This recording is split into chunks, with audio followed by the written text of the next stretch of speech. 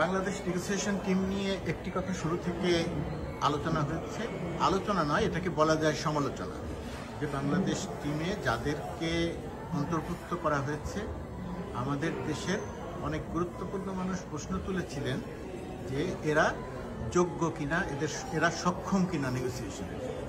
আপনি যেহেতু খুব গুরুত্বপূর্ণ একটা রোল প্লে করলেন এই যুক্তরাষ্ট্র বাংলাদেশ শুল্ক ইস্যুতে, এবং আমি নিজে কাছে থেকে দেখেছি, তো আমি আজকে নিজে কিছু বলবো না, বলবো আমি অন্য সময়। আপনার কাছ থেকে একটু জানতে চাই, এই যে প্রশ্নটা তোলা হলো আপনি কি বলবেন, আপনার কিছু বলার আছে কিনা এখন? দেখুন, সংস্কৃতে একটা কথা আছে, ফলেন পরিচয়তে। আপনি ফল দেখলেই বুঝবেন যে কাজটা ঠিক হয়েছে কিনা। আমরা তো ফল আনলাম, হ্যাঁ, এবং আমরা যেটা আনলাম আমাদের প্রতিযোগীদের যে রেঞ্জে সেই রেঞ্জে। এখন কম্পিটেন্স নিয়ে প্রশ্ন তোলার কারণটা আমি কিন্তু নিজেও বুঝিনি। একটা হতে পারে এটা যে নিছক শুল্ক চুক্তি নয়, এইটা সম্পর্কে সম্ভবত সম্যক ধারণা ছিল না। হ্যাঁ, এটা কেবল যদি এমন হতো আমরা আমাদের ডিউটিগুলি অ্যাডজাস্ট করে নিচ্ছি আমেরিকান প্রোডাক্টের জন্য, তাহলে পরে এই কাজটা কিন্তু আমরা দুবেলাতেই করে ফেলতে পারতাম। এখানে চারটা জিনিস প্রত্যেকটা দেশকে করতে হয়েছে, শুধু আমাদের নয়। একটা হচ্ছে হ্যাঁ, আপনার ট্যারিফ রেটগুলো অ্যাডজাস্ট করতে হয়েছে আমেরিকান প্রোডাক্টের ওপরে। 2 নম্বর, প্রধান বিষয়টা হচ্ছে আমেরিকার যে ট্রেড ডেফিসিট আছে অন্যান্য দেশগুলোর সাথে, সেটা প্রেসিডেন্ট ট্রাম্প কমাতে চাচ্ছেন। সুতরাং শুল্ক বাধা হচ্ছে একটা বাধা, আর অশুল্ক বাধা যেগুলো আছে, এবং সেগুলি ধরেন একটা দেশের আমদানিকারক দেশের বিভিন্ন নীতিতে সেগুলো প্রতিফলিত হয়, এবং তারা চাইছেন সেই নীতিগুলো পরিমার্জন করা হোক, যাতে করে আমেরিকান এক্সপোর্টের ওপরে বিধিনিষেধ কমে যায়। আমি সরাসরি প্রশ্ন যেটা করি একেবারে আপনার কাছে, সাংবাদিক হিসেবে বলুন, ট্যারিফ ইস্যুর আলোচনায় নিরাপত্তা অ্যাডভাইজার কেন? হ্যাঁ, আমি সেটা আসছিলাম। তৃতীয় যে জিনিসটা সেটা হচ্ছে আমাদেরকে কিছু পারচেজ কমিটমেন্ট নগদ করতে হবে, যাতে করে তাৎক্ষণিকভাবে আপনার ট্রেড ডেফিসিটটা আমেরিকার জন্য কিছু কমে যায়। চতুর্থ, যে আইনে প্রেসিডেন্ট ট্রাম্প এই রেসিপ্রোকাল ট্যারিফটা দিয়েছেন, international economic emergency powers act, তাতে বলা আছে যে যদি রাষ্ট্রপতি মনে করেন যে আন্তর্জাতিক অর্থনৈতিক, কূটনৈতিক কিংবা জাতীয় নিরাপত্তা বিঘ্নিত হচ্ছে, এ ধরনের কারণে তিনি যদি আন্তর্জাতিক বাণিজ্যে বাধা, বিশেষ করে বিদেশি পণ্য আমেরিকার বাজারে প্রবেশের বিষয় উনি নিয়ন্ত্রণ করতে চান, তাহলে সেটা তিনি পারবেন। ওই আইনে কিন্তু ন্যাশনাল সিকিউরিটির কথাটা আছে। যারা শুরু থেকে এই বিষয়টি পর্যালোচনা করেছেন তারা জানতেন। তো সেই কারণে শুধু আমি নই, আমি যখন প্রথম ওয়াশিংটনে জুলাই মাসে আসি, কোরিয়ান ন্যাশনাল সিকিউরিটি অ্যাডভাইজার এখানে বসেছিলেন আমার মধ্যে। হ্যাঁ, সুতরাং কারণ আমরা চেয়েছি যাতে আমাদের তরফ থেকে আমরা যেটা চেয়েছি সেটা হচ্ছে যে আমরা যেন কোনো ভূরাজনৈতিক ফাঁদে পড়ে না যাই। হ্যাঁ, এবার সেই কারণেই আমরা সবসময় সচেতন থেকেছি এই শুল্ক আলোচনার পাশাপাশি জাতীয় নিরাপত্তার বিষয়টা যেন আমরা যুক্তরাষ্ট্রের এই যে আলোচনা এবং এই যে ইস্যু, এই ইস্যুর সঙ্গে জাতীয় নিরাপত্তা বা সিকিউরিটি ইস্যুটা খুব গুরুত্ব দিয়েছিল, সেই কারণেই সিকিউরিটি অ্যাডভাইজার অন্তর্ভুক্ত হয়েছে। শুধু আমি নয়, সব দেশে সেই কারণেই অন্তর্ভুক্ত হয়েছে।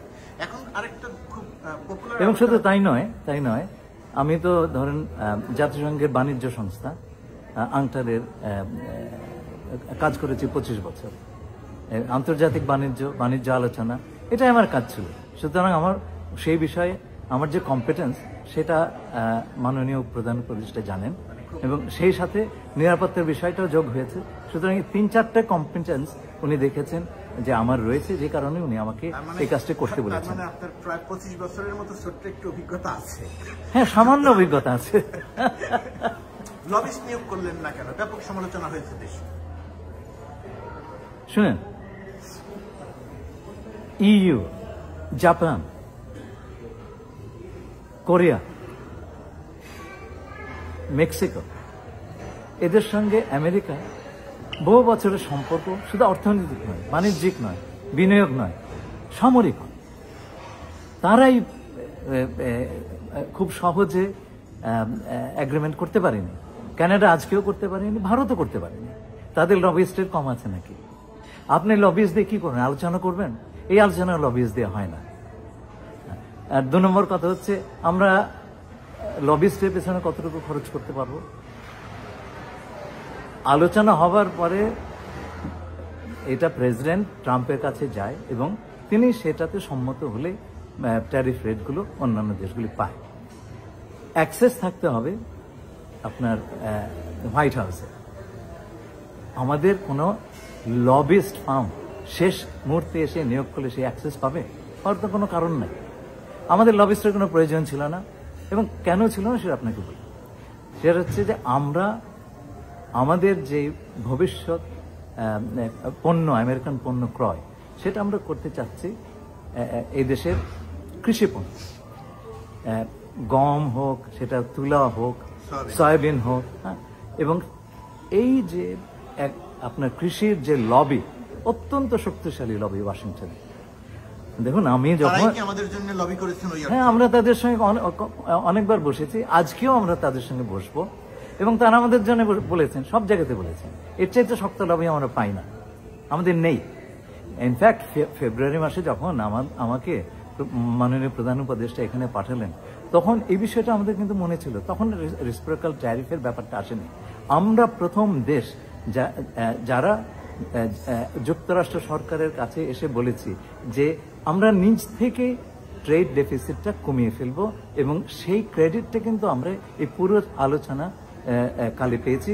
গতকালকেও তাদের ইউএসটিআর এর অ্যাসিস্ট্যান্ট ইউএসটিআর আমাকে সেই কথাটা বলেছেন। এখানে আমি আরেকটা প্রশ্ন করে রাখি, প্রশ্ন ঠিক নয়, বলে রাখি যে এই যে লবিস্টের প্রসঙ্গ যখন আসে, বাংলাদেশের জন্য তো আসলে আরো অনেকভাবে কাজ করেছে, অনেককে অনেকভাবে কাজে লাগানো হয়েছে, যেটা হয়তো আপনিও এখন আলোচনায় করতে গিয়ে বলবেন না বা বলা ঠিক হবে না, তাই তো? আমি বলছি তাহলে, একটা খুব গুরুত্বপূর্ণ ভূমিকা পালন করেছেন মধ্যপ্রাচ্যের আমাদের একটি বন্ধু প্রতিম দেশ। শেষ আলোচনা রাউন্ড যেটা, সেটা আসবার সময় আমি সে দেশে 12 ঘন্টা কাটিয়েছি এবং তারা সর্বোচ্চ পর্যায়ে আমাদের জন্য বলেছেন।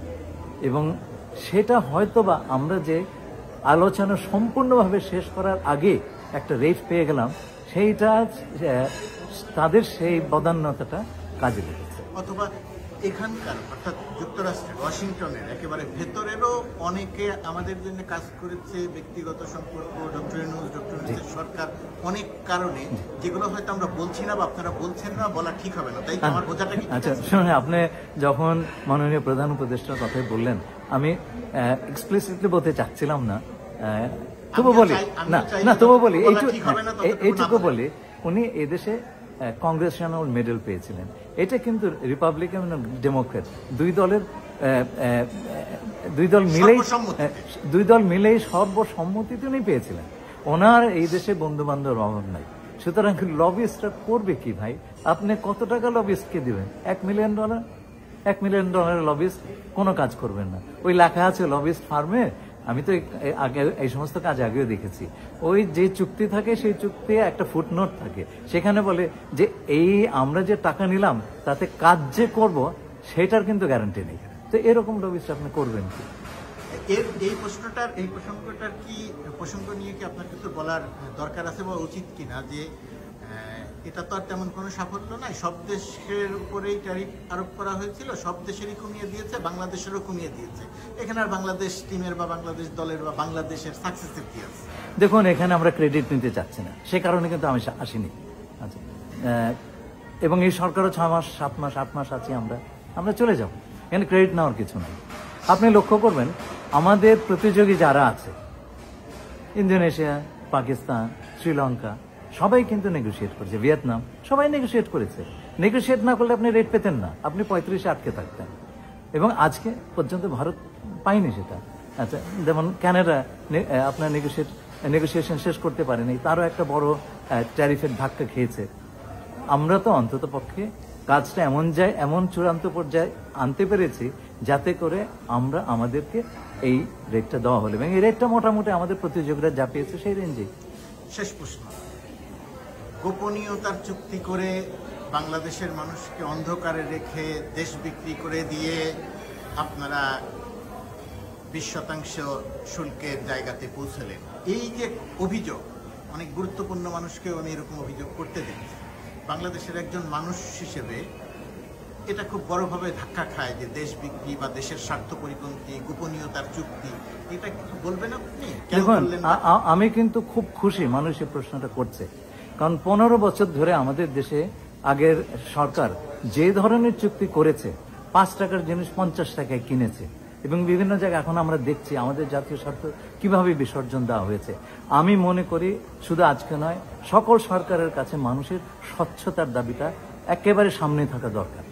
এখন এই যে বাইল্যাটারাল নেগোসিয়েশন আমরা করলাম, সকল দেশকে নন ডিসক্লোজার এগ্রিমেন্ট সই করতে হয়েছে। যে বিষয়গুলো আমরা আলোচনা করেছি সেগুলো আপাতত স্বাক্ষর করার আগে পর্যন্ত গোপনীয় রাখতে, এইটা কিন্তু ট্র্যাডিশনাল প্র্যাকটিস। আমরা যদি ধরুন আগামীতে গঙ্গা নদীর চুক্তি আলোচনা শুরু করি, খসড়া চুক্তি কিন্তু জনসমক্ষে প্রকাশ করা হয় না, সে ধরনের রীতি নেই। এটা একটা ডিপ্লোম্যাটিক প্র্যাকটিস। অনেকে হয়তো জানেন না, তাই বলেন এগুলো বলেছেন, আমার তাতে কোনো আপত্তি নেই, বলতেই পারেন। তবে এই চুক্তি যখন সমস্ত ল্যাঙ্গুয়েজগুলি ক্লিয়ার করা হবে, এইটা স্বাক্ষরের জন্য প্রস্তুত হবে, তখন আমরা যুক্তরাষ্ট্র সরকারকে স্বচ্ছতার কারণে এটা জনসমক্ষে যাতে প্রচার করা যায়, প্রকাশ করা যায়, সেই রিকোয়েস্ট আমরা তাদেরকে করব। মানে আমরা বাধ্য হয়েছি কিনা যে দেশের স্বার্থ পরিপন্থী কোনো কিছু মেনে নিতে বাধ্য হয়েছি? দেখুন, আমরা শুরুতেই 3টে কথা বলেছি, এইটুকু আমি জানাতে পারি, কারণ এগুলো চুক্তির ভেতরে নেই। প্রথম কথা হচ্ছে যে আমরা এই সরকার একটা অন্তর্বর্তীকালীন সরকার, আমাদের কোনো পার্লামেন্ট নাই, এই সরকার জনগণের ভোটে নির্বাচিত নয়। সুতরাং আমরা আগামী যে সরকার ভোটে আসবেন তাদেরকে এই চুক্তিতে অব্লিগেট করতে চাই না, এবং সেই কারণে আমরা এই চুক্তির পরিমার্জন, পরিবর্তন, এমনকি এটাকে বাতিল করার একটা ক্লজ আমরা রাখার কথা বলেছি। এবং 2 নম্বর কথা আমরা যেটা বলেছি যে আমরা আমাদের বহন করার যে শক্তিটুকু আছে তার বাইরে আমরা তার অধিক কোনো অব্লিগেশন আমরা নেব না। এটা আমরা বলেছি গুড ফেথ নেগোসিয়েশনের জন্য। আমরা সৎবিশ্বাসে এমন শুধুমাত্র এই এগ্রিমেন্ট করার জন্য অব্লিগেশন নিয়ে নেব যেটা আমরা পরে পালন করতে পারবো না, তাহলে হবে কি যে পালন যদি না করতে পারি এটা ক্যান্সেল করে দেবে। তো সেই কাজে আমরা যাব না, আমরা বহনযোগ্য অব্লিগেশনটাই নেব, যেটা পারবো না নেব না। 3 নম্বর হচ্ছে আমরা 3 নম্বর হচ্ছে তৃতীয় কোনো দেশের এখানে মেনশন থাকবে না। এটা বাইল্যাটারাল চুক্তি, তৃতীয় দেশের কোনো ধরনের এখানে উল্লেখ থাকবে না। তো এইগুলো আমরা শুরুতেই করেছি, এবং আমরা এইটুকু বলতে পারি আমরা দেশের স্বার্থ পুরোটাই রক্ষা করেছি। আগামী নির্বাচিত সরকার, সে তো কয়েক মাসের মধ্যে আসবেন, তারা যদি মনে করেন এটা আমাদের স্বার্থে হয়নি, তারা বাতিল করে দিতে পারেন।